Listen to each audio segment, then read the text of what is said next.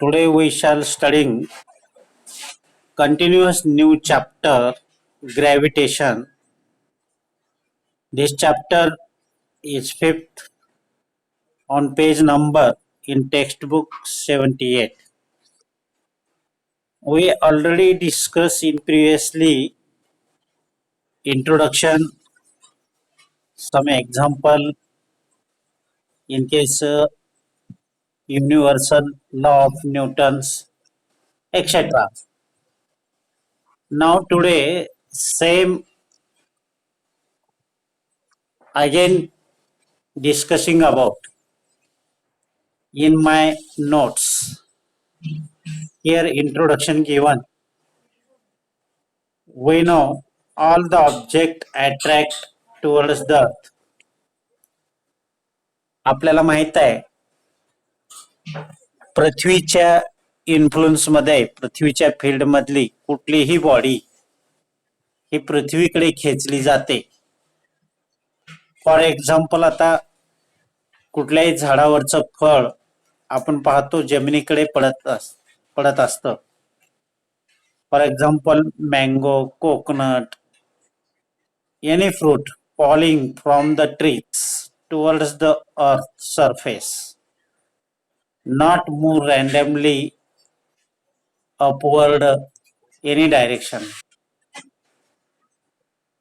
Or raindrop falling also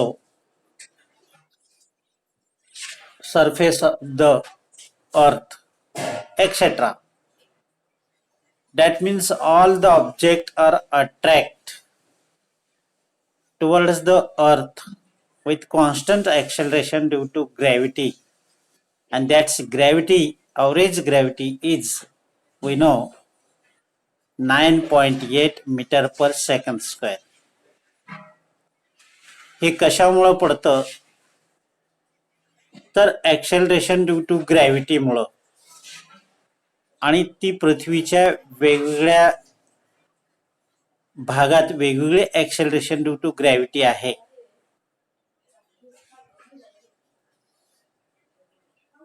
म्हणजे पृथ्वीचं shape हे एक्झॅक्टली स्पेरिकल नाही आहे, म्हणजे त्याचा रेडियस कमी जास्त आहे.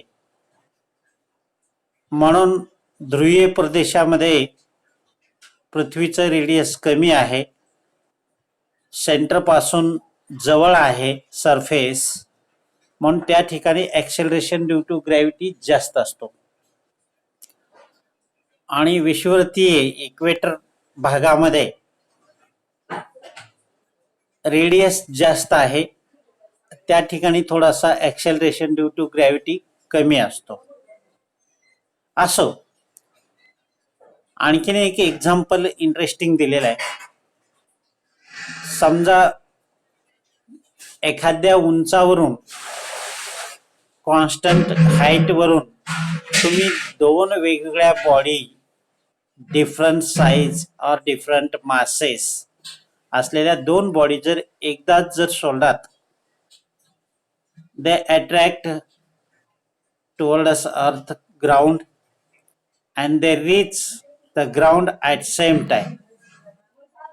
त्या दोन्हीही एकदाच जरी सोडलात तर त्या दोन्ही body same व्हेलॉसिटीने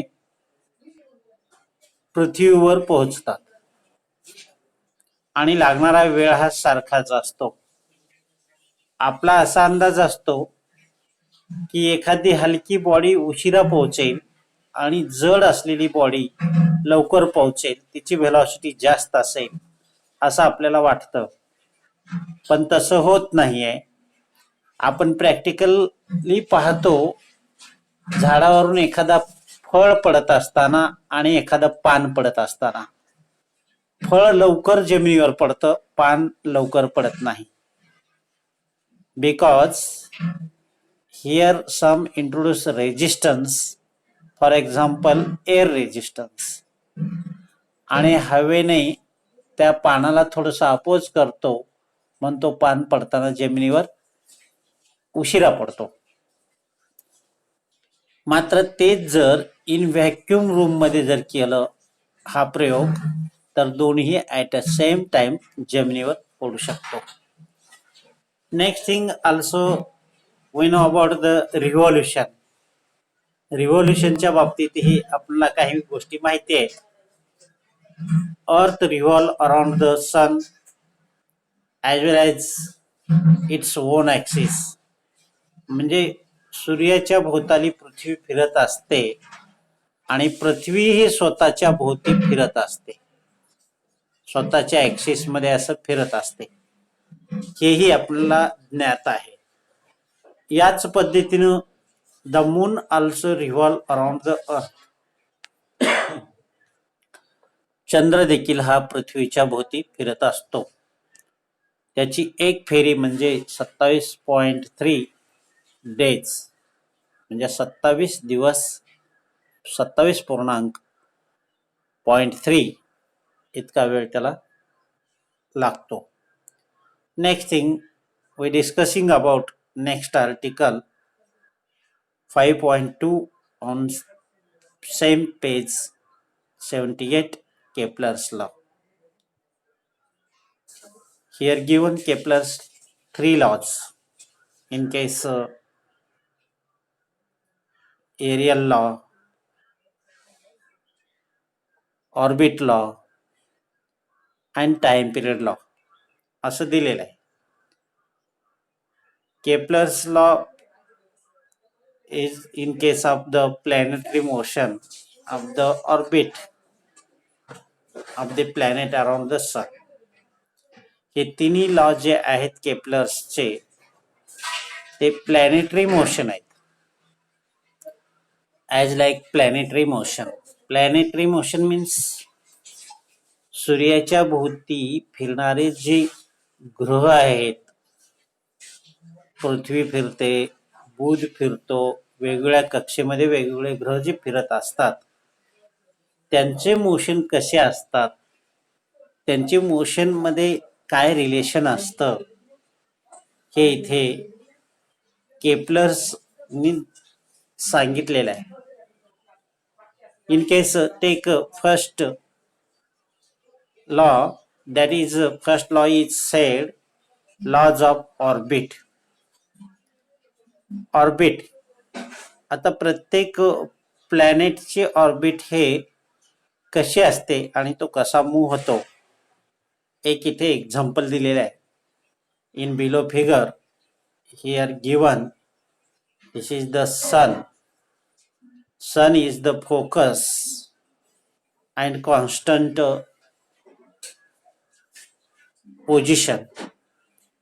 Around the sun, different planet can be revolved in orbit, and these orbit as like ellipse. At some position of the orbit close to the sun and some position of the orbit large distance from the sun.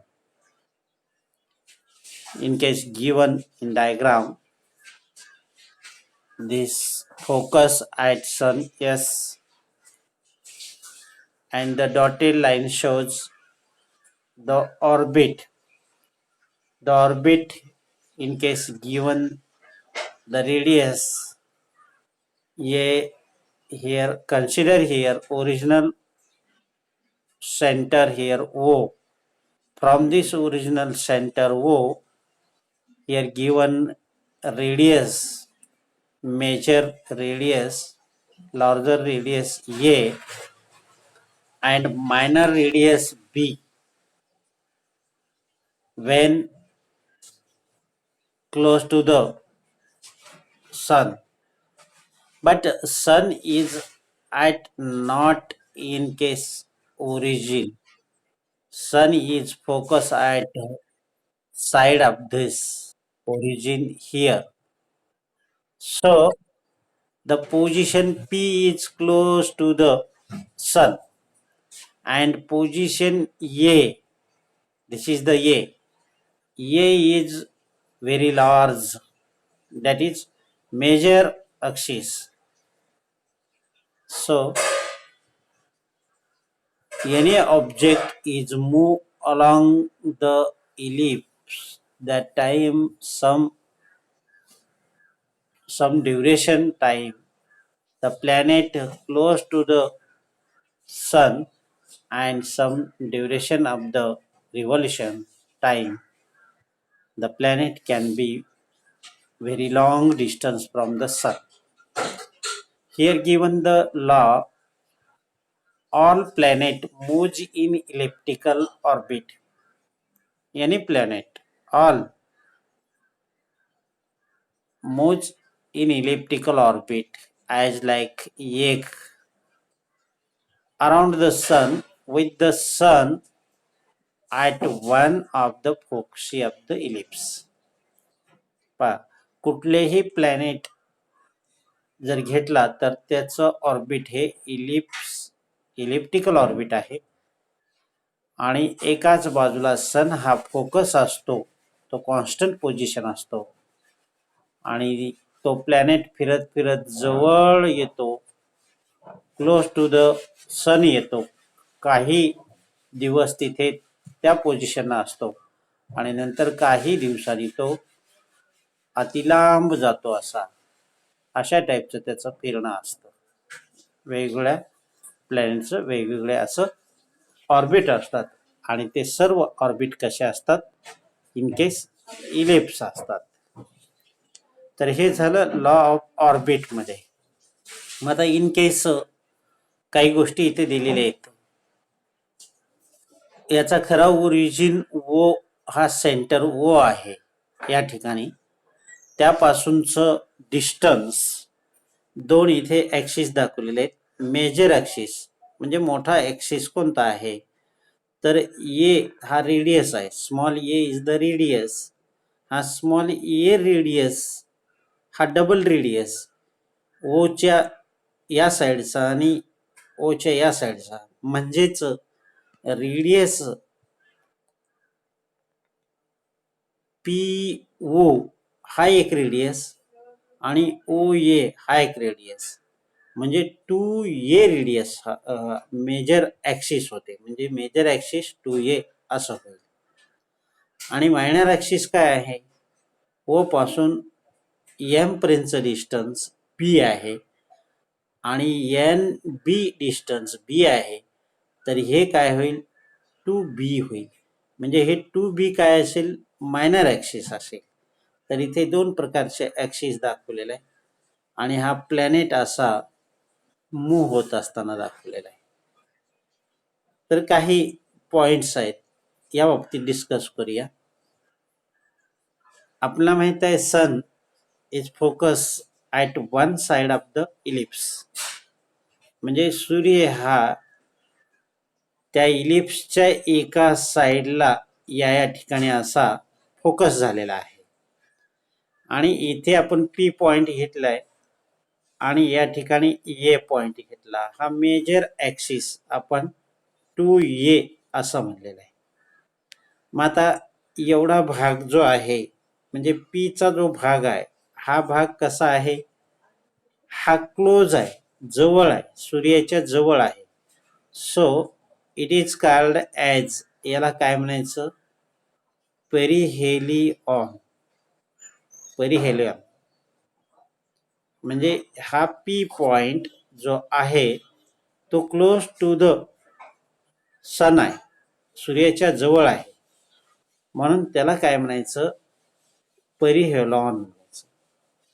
आणि त्याच्या उलट ए हा point कुठे आहे, ए हा point या सूर्यापासून खूप अंतरावर आहे. मग त्याला काय म्हणायचं, तर त्याला म्हणायचं अप्लिऑन, ऑफेलिऑन असं म्हणायचं. आणि आत्ताच आपण पाहिलं हा मेजर ॲक्सिस काय असतो, हा पी ए, म्हणजे इथे पी आहे आणि इथे ए आहे. हा पी ए 2a अंतर आहे, त्याला मेजर ॲक्सिस म्हणायचं. म्हणजेच इथे ओ असतो, म्हणजे P O is equal to A O, म्हणजेच हे सेमी मेजर ॲक्सिस हे आहे. सिमिलरली एम एन काय आहे? मायनर ऍक्सिस आहे. एम एन इथे एम आहे, इथे एन आहे आणि त्याचा सेंटर हा असेल ओ. तर हे बी अंतर म्हणजेच टू बी असेल. हे टू बी असेल म्हणजे O M B is equal to O N B म्हणजेच हे मायनर ऍक्सिस असेल. अशा टाईपचा हा फर्स्ट लॉ, ऑर्बिटल लॉ इथे संपतो. इथे एकच लक्षात ठेवायचं आहे की या ठिकाणी प्रत्येक planet move around the orbit and the orbit is elliptical असतो. त्यानंतरचा पॉइंट आहे next laws of area. Laws of area यामध्ये तुम्हाला एक डायग्राम दाखवली आहे. In case sun is focus at here, इथे सन दिसतोय तुम्हाला, sun is focus at here.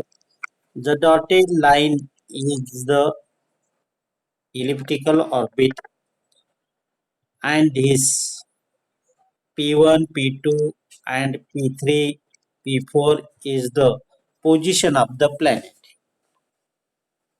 मग इथे काय करायचं आहे? एरिया काढायचा आहे. समजा हा एक त्रिकोण, हा एरिया आणि हा एक त्रिकोण, हा area. Position P1 and P2 मधला एरिया आणि पोझिशन P3 अँड P4 मधला हा ट्रायंगल एरिया हे कसे असतात? तर इन केस इक्वल असतात. इथे काय, हे दोन्ही एरिया जरी वेगवेगळे वाटत असले, हा लांबी रेडियस कमी असला आणि याचा रेडियस जास्त जरी असला तर ते दोन्ही एरिया कसे सारखे आहेत. म्हणून काय म्हणलं इथे लॉ बघा, द लाईन दॅट जॉईन, या जे लाईन दॅट जॉईन केलेले आहेत ॲट पोझिशन P1 म्हणजे planet position 1, then position 2, as similarly position 3 and position 4. The line that join planet the sun sweep, सूर्यापासून केलेले equal areas in equal interval of time. Very interesting. हे दोन्ही area सारखे आहेत, हे ट्रायंगुलर एरिया सारखे आहेत. समजा इनिशियल पोझिशन P1 आहे. This planet from P1 to P2 move with linear velocity v in time t. काय काय म्हणलं मी? समजा एक प्लॅनेट आहे, तो सूर्याच्या या ऑर्बिट, इलिप्टिकल ऑर्बिट मध्ये फिरतोय. इनिशियल त्याचं पोझिशन P1 असेल.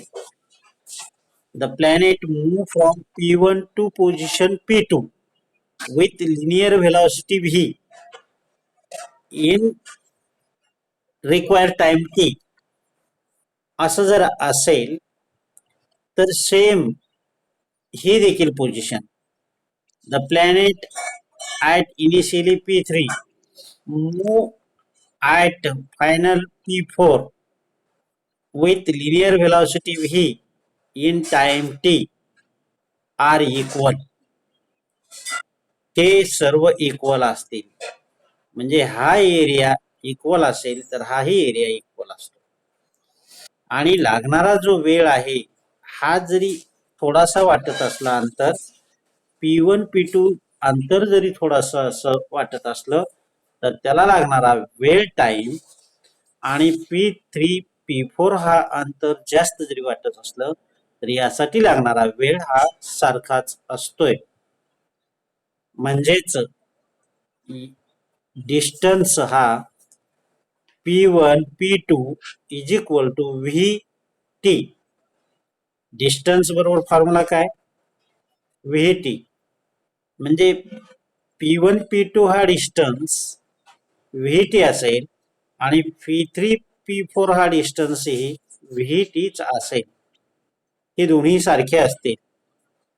डिस्टन्स जरी जास्त वाटत असलं तरी यांचं जे कव्हरिंग आहे, इथे जर व्हेलॉसिटी स्लो असेल, इथे टाइम जास्त लागेल आणि इथे टाइम कमी असेल तर व्हेलॉसिटी जास्त असेल.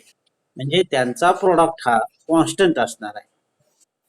म्हणजेच by using law of area we can write here, we can conclude that suppose the planet moves from P1 to P2 in time t जर असेल तर त्याच पद्धतीनं the planet move from P3 to P4 in same time period. लक्षात येते का? एवढा अंतर साठी लागणारा वेळ आणि एवढ्या अंतरासाठी लागणारा वेळ सारखा असतो. म्हणजेच इन केस मॅथमॅटिकली इथे दाखवण्याचा प्रयत्न केलाय. Where A is the area of the triangle P1S2 is equal to area of the triangle P3SP4 हा इक्वल असणार आहे.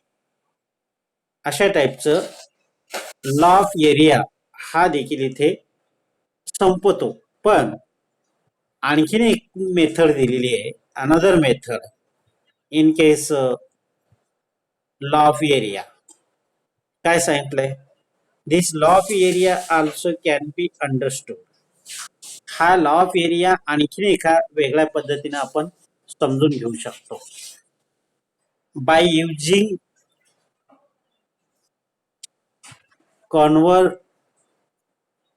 Conversation of angular momentum. Conservation म्हणायचं, कन्झर्वेशन ऑफ अँग्युलर मोमेंटम म्हणजे अँग्युलर मोमेंटम अक्षय आहे हे सांगायचं इथे. कन्सिडर हिअर, हा एरिया ए आहे, हा एरिया ए आहे, याचा रेडियस आर आहे, याचा रेडियस आर आहे, हे आर आर वेगळे आहेत. तर कुठलाही एक आपण ट्रायंगल कन्सिडर करूया कॉमन मध्ये. Consider this triangle. हा एरिया ए आहे, याचा रेडियस आर आहे आणि यासाठी लागणारा P1 टू P2 जाण्यासाठी लागणारा जो व्हेलॉसिटी व्ही आहे आणि टाइम टी आहे. काय काय सांगितलं मी? आपण हा ट्रायंगल घेऊया, कुठलाही घेतला तरी चालेल अशा टाईपचा. तर हा एरिया कन्सिडर ए आणि P1 टू P2 जाण्यासाठी लागणारा व्हेलॉसिटी व्ही आणि लागणारा वेळ टाइम टी आणि याचा रेडियस आर या ट्रायंगलचा. यावरून आपल्याला area of the triangle formula कसं लिहिता येईल? Area of the triangle is equal to काय लिहिता येईल? Area of the triangle is equal to 1/2 radius into P1 P2 असं लिहिता येईल. म्हणजे डिस्टन्स P1 P2 लिहिता येईल. मग डिस्टन्स P1 P2 काय? व्हेलॉसिटी इंटू टाइम आहे, म्हणजे इथे व्हेलॉसिटी इंटू टाइम असं लिहिलेलं आहे. मग आता आपण काय करूया इथे, this time take at area side, एरियाच्या साईडला घेऊया. काय होतं पाहूया. नेक्स्ट पेज इथे दाखवले पहा.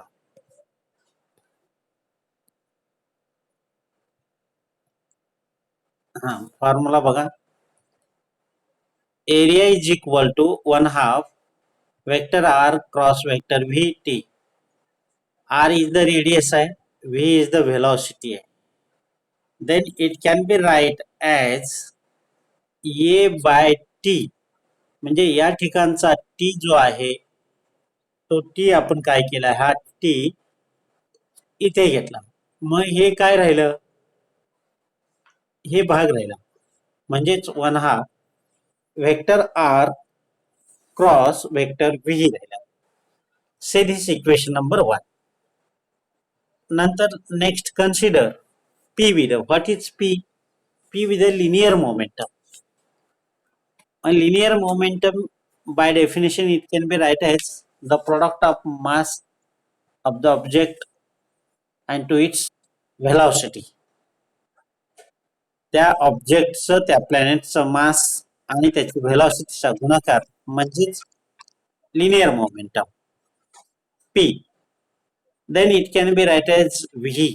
V can be written as linear momentum upon mass of the object or planet.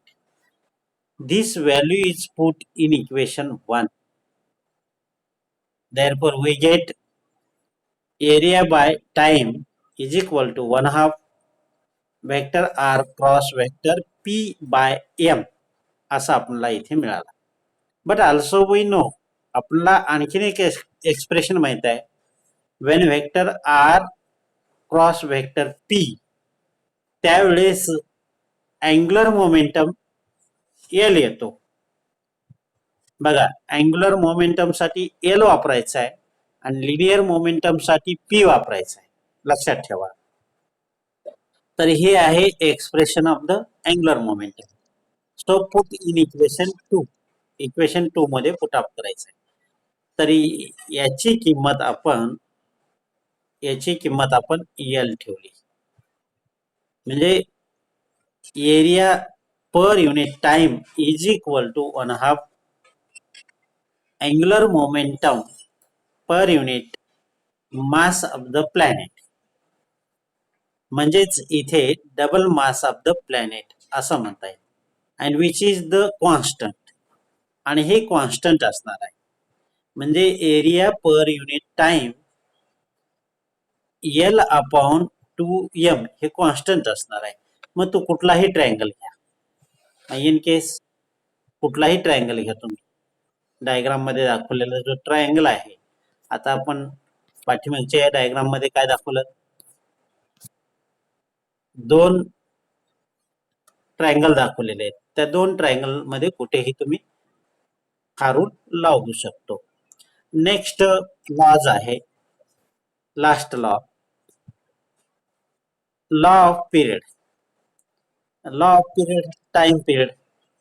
आता टाइम किती लागतो इन केस ऑर्बिट, काय म्हणलंय, the square of time period of revolution of the planet around the sun is proportional to the cube of the semi-major axis of the ellipse traced by the planet.